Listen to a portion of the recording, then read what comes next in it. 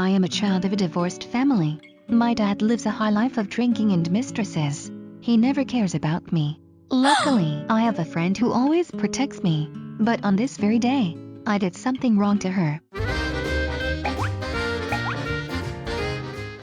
Today was my first day at my new school. When I entered the classroom, the teacher asked me to take off my sunglasses and greet others. As expected, after I took off my sunglasses, I saw some classmates closer to me let out a surprised gasp. My name is Bonnie. My eyes are very different from those of ordinary people. One of them is hazel, and the other is blue. Ever since I was a kid, people who met me would stare at me, and then make fun of me. But honestly, I don't care what people think of me. I have my best friend Mia by my side. She will protect me at all times. But I guess I'm the worst friend, because I adore Mia's boyfriend Shanks. But I won't tell. I'll keep it a secret. Little did anyone know that one night, when I entered the door, I was surprised to see a tall, thin boy standing in the doorway.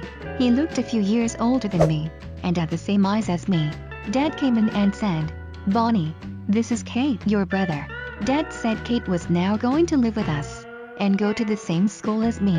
I felt so happy. We were now siblings with different pupils.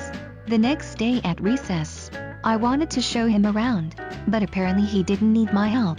He was already too busy discussing football with the athletes. All the cheerleaders crowded around him, and complimented him on his amazing eyes. How unfair. I've been ridiculed for my eyes, and the same eyes made him more popular. When we got home, Kate brought out a cheerleading tryout flyer, and told me to try. It would get myself noticed. I thought this could be a good idea. It would keep my mind off Shanks. A few weeks later, I went to the gym for tryouts. After doing some basic cheerleading moves, the coach told me I had been selected. My old high school classmates saw me starting to walk around in a cheerleading uniform, with a ponytail and makeup. I could feel people starting to look at me differently.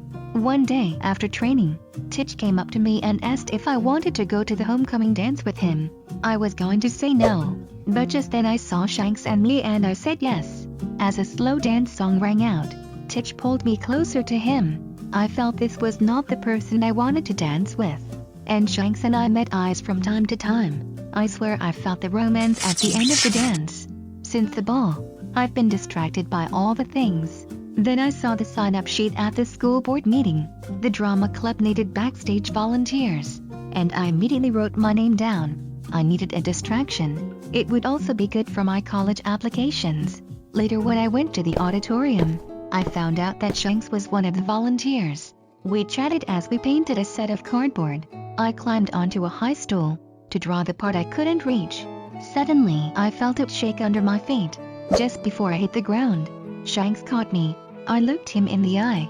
Standing up straight, I felt a shiver run through my body. I realized he was still holding my hand. Suddenly, he pulled me close to him and kissed me. I was shocked that I had kissed my best friend's boyfriend. I ran away before Shanks could say a word. The next day, Mia found out about it. She looked so angry. She asked me why I had kissed her boyfriend, and why I had cheated on her. I didn't know how to face Mia. I had to mope alone in the bleachers. Suddenly I felt a hand on my shoulder. It was Shanks. He sat down next to me and said, "Mia and I broke up. Actually, from the first day I met you, I thought you were the coolest person ever. I think I'm in love with you, Bonnie." I stood up in tears and said, "I love you too, Shanks.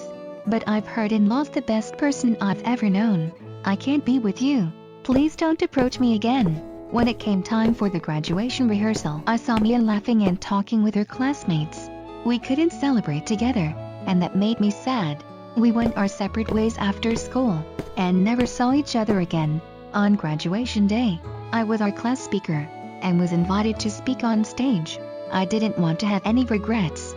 At the end of the speech, I said, "My only friend, you are the best person I have ever met. I can't forget the time I spent with you. I hope it's not too late to make amends. Losing you is one of the things I fear most. I know I've done wrong, so I wrote the song for you." When the show was over, Mia was the first one standing up. She clapped with tears and smile on her face. The audience also began to clap. I ran to her. We embraced together. She pulled me aside, took a deep breath and said, "Bonnie, I forgive you. You should find Shanks. You two are perfect for each other. I promise. I won't be angry anymore." Hearing this, I rushed out of the auditorium and saw Shanks turn to me and ask, "Do you still want to be with me?" "Mia is fine with us." Before I could say anything, Shanks pulled me towards him and kissed me.